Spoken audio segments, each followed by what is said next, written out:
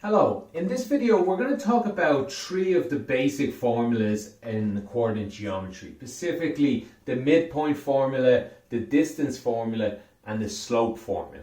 I'm going to visually mostly show you where these come from, and then I'll just do one simple example. To help us with that, I've drawn a picture here, a XY axis. Let me put in that, X here, Y here, with 2 points, A and B. Here's A here, 2, 1. 2, 1 means we go to 2, we go up to 1, and we get this point. And the next point, 4, 3. We go to 4 and up to 3. Now that I stand here, I can see my drawing is a little crooked, but hopefully you guys can use a ruler easier than I can. It's a little harder on a big screen. Okay, so how do we find the midpoint? Lots of you will have seen this formula before. You'll be given it to you in most exams. But really, what does it mean? Because I don't need these formulas, and it's not just because I've used them so many times. It's because I understand the concept behind it, and that's what I hope you will take out of this video today. So the midpoint, all this says x1 plus y2 divided by 2. So that would be, these would be x1 and y1. This would be, so x1, y1. This would be x2 and y2. Or the other way around. It doesn't really matter in this question or in any of these formulae. But that's not how I'd like you to think of it. How I'd like you to think of it is visually. You want to get the midpoint. So somewhere around about here is the midpoint. How do you find that? Well, simply this point is also, let me use a different color here. This point is also the middle of this line. This line here, the middle of this line is the same number as the middle of this line, at least in the x-axis. Coming down here, it looks like it's about 3. In fact, I know it is 3. And the same here, the middle of this line is also the middle of this. So instead of finding the middle of these two, this line here, this segment, it's much easier to find the middle of this one. Anything that's flat in the horizontal or the vertical is much easier and much more understandable how to find the middle. So really what I'm now asking, instead of the middle of this segment, what is the middle between 2 and 4? So down here, this point here, 2 and 4, and the middle of that is 3. Or another way to get the middle of 2 points is just to add them together. 2 plus 4 is 6, and divide by 3. That will give you the middle of 2 numbers. And that's what we're doing here. We're adding 2 plus 4, dividing by 2. And we're really just finding this point here, I guess. Well, not even this point. We're finding this line here. We're finding x is equal to 3. And we do something similar here. Well, nearly identical. 1 plus 3. 1 plus 3 divided by 2 gets 2. And 2 is the middle. I've picked simple numbers, so it should be easy enough to see. But yeah, 2 is the middle. These two lines agree at 3, 2. So this point here, let's call this guy C. And I'll put that up here. C is 3, 2.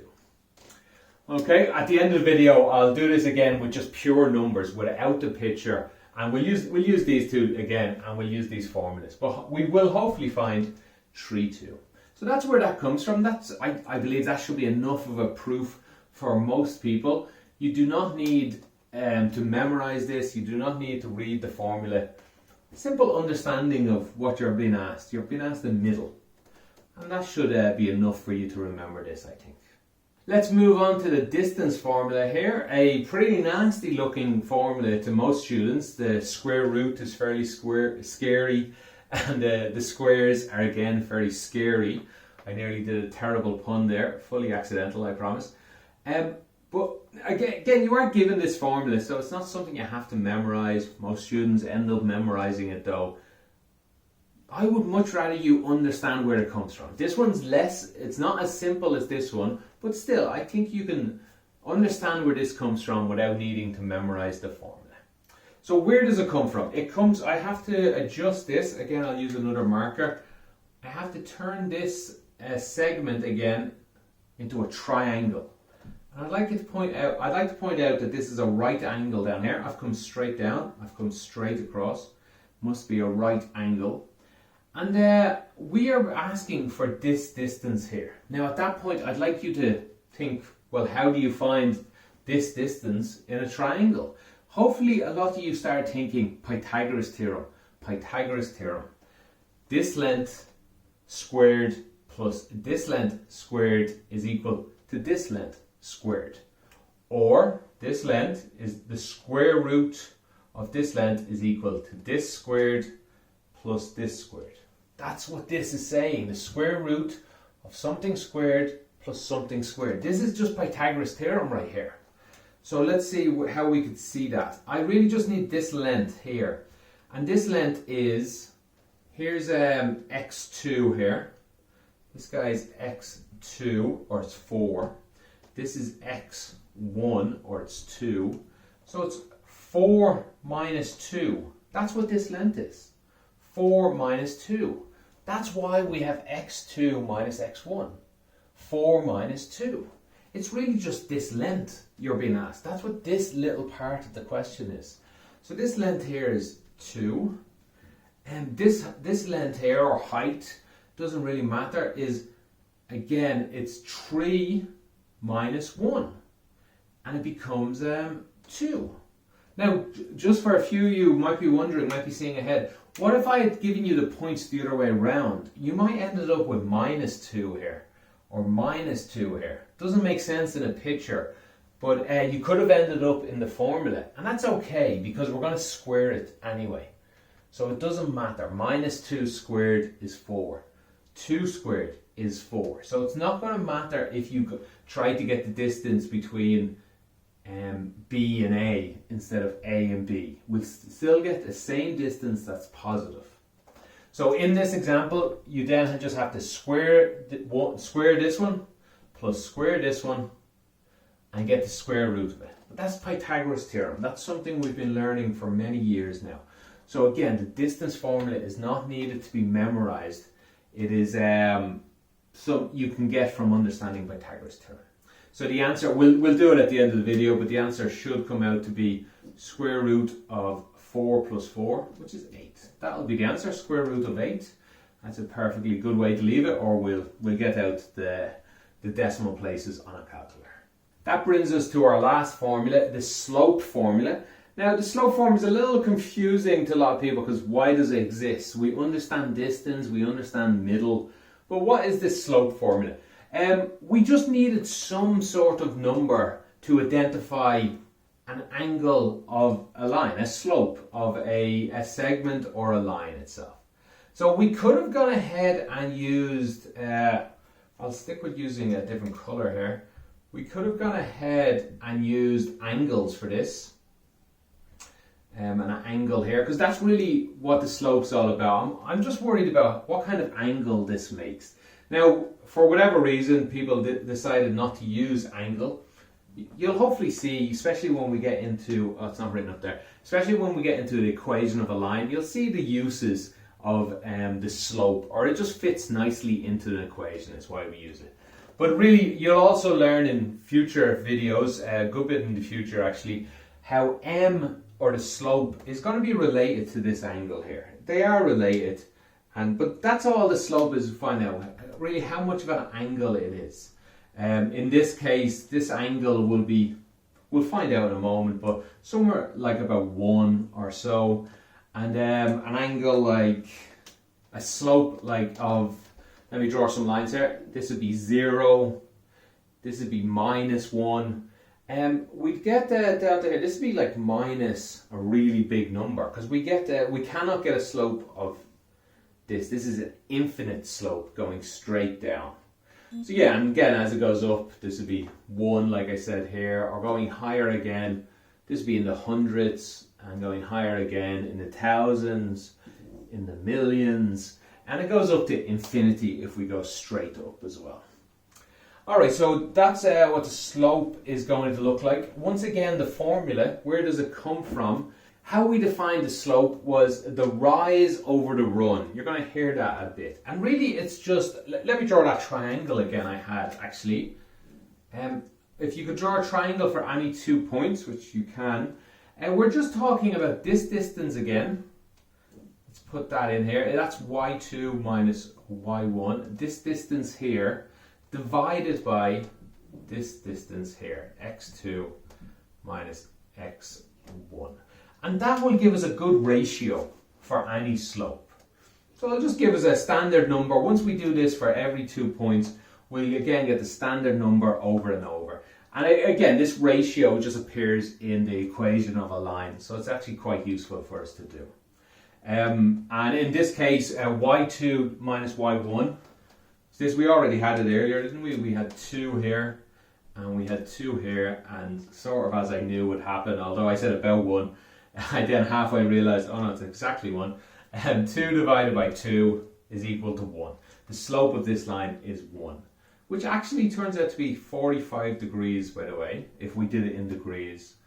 And if we did it in radians, something we'll learn about in the future, it's, I don't know, 0 point something, 0.8 something. Okay, so that's covered. Let me rub this out and we'll do each of these again without any picture, with just the 2 numbers. And we'll hopefully get the same answers we got. Okay, this would be more how a question would be put to you in an exam, or a simple, this would likely be harder than this in an exam, but in a simple question, this is how it would be put to you. No picture. So you could go ahead and draw the picture and then solve it just like I did in the earlier parts of the video. But let's just say we're just going to use the formula, because that's a really helpful thing what the formula can do for us. Basically, we have 2 points here. You get to decide which is the first point and which is the second point. It's not going to matter for any of these examples, but I'll just go ahead and this is the first one. So that means that's x. That's the first x. That's where we get x1. And this is the first y. This is the second x they're showing us. This is the second y they're showing us. And you could have more points here. You could have x. I think in most of our questions we're only going to be dealing with 2 points. In future we will go to 3 points for an honour level student or a higher level student. But for now these 2 points will be more than enough. Okay, so what is the midpoint between here? We just write exactly what we see. The midpoint x, y. These are the points we're looking for. We're looking for these 2 numbers. They're going to be equal to, and we just fill out exactly what we see. x1 is 2. There's a plus, there's a 4, there's a divide, there's a 2, there's a comma. Where's y1? That's there's a 1, there's a plus, and there's a 3 from y2. There's a divide, and there's a 2. I'm just filling out exactly what I see from this formula. So that's why it makes it so easy. Formulas are brilliant that way. That's how we teach a computer to do these questions, because computers are really good at using set rules. So now we just have to clean this up a little. Have a look around for things you can do nice and easily. The easiest thing I think I can do is just add these 2 numbers. 2 plus 4 gives me 6. The divide line's still there, the 2 is still there. 1 plus 3 gives me a 4. Again, look for things you can do. 6 divided by 2, well that's nice and easy, that's 3. 4 divided by 2 is 2. There we go. xy is equal to 3, 2. That's the middle point between these 2 guys. And that's using just the formula. Alright, let me rub this out and we'll do the distance. So in a similar vein, I'm just going to write the formula exactly again, but everywhere I see an x2, I'm going to replace it with a 4. Everywhere I see an x1, I'm going to replace it with a 2, and so on. So this is equal to the square root of, there's a bracket. I'm going to copy exactly what I see. And even sometimes I like to put extra brackets in. For x, if any of these are minus numbers, I like to do this. Just put an extra bracket around it. So if that was like a minus 4 up here, I'd put a minus inside another bracket. That's just to make sure I don't lose anything. But for now, none of these are minuses. So I'll just do a 4, a minus, a 2, squared, a plus, bracket again, y2 is 3, a minus is a minus, y1 is 1, a bracket, a square, Now we're just looking for things to clean up here. Again, this inside the bracket is the first thing we should do. 4 minus 2 is 2. Square is still there. 3 minus 1 is 2. Square is still there. Next thing we can do these two squares. That's nice and easy to get out of the way. Let's go. We go 4 plus 4. Next thing we can do, we can add it together. That's 8, and that's the final answer. There is a few other ways you could do it. For example, this splits into square root of 2, square root of 4. You can multiply square roots like this together. Now I did a class on this called certs. Yeah, square root of 2 multiplied square root of 4. Well, square root of 4 is just a 2, isn't it? So I've switched these around now, unfortunately. Square root of 2. So that's another way people like to write this answer. And one last way, if I use a calculator and get the square root of 8, my calculator tells me this actually, and then if I insist, it tells me 2.82843, I guess. But this, well, 2 has, and it goes on and on and on, all different numbers, 7, 1, 2. It'll go on forever. That's why we like to leave square root of 8 or 2 square root 2, because these answers are exactly right. Exactly right, exactly right, exactly right. This one's very rough. Alright, let me rub this out again and we'll do the slope. I stupidly rubbed everything out, so I had to rewrite that. But the slope is just going to be the same. We call the slope m, by the way. We just use the letter m for the slope. And again, I'm just writing exactly what I see. y2 is 3, a minus is a minus, y1 is 1, divide is a divide, x2 is 4, a minus is a minus, and x1 is 2. There we go, just write exactly what I see, and now I just clean this up. Your calculator will do this all in one go, by the way, if you want. Some students just hate doing these little things, they make mistakes. The problem is, typing into your calculator makes mistakes as well, so I think it's a little better to do it yourself, or at least learn how to do it.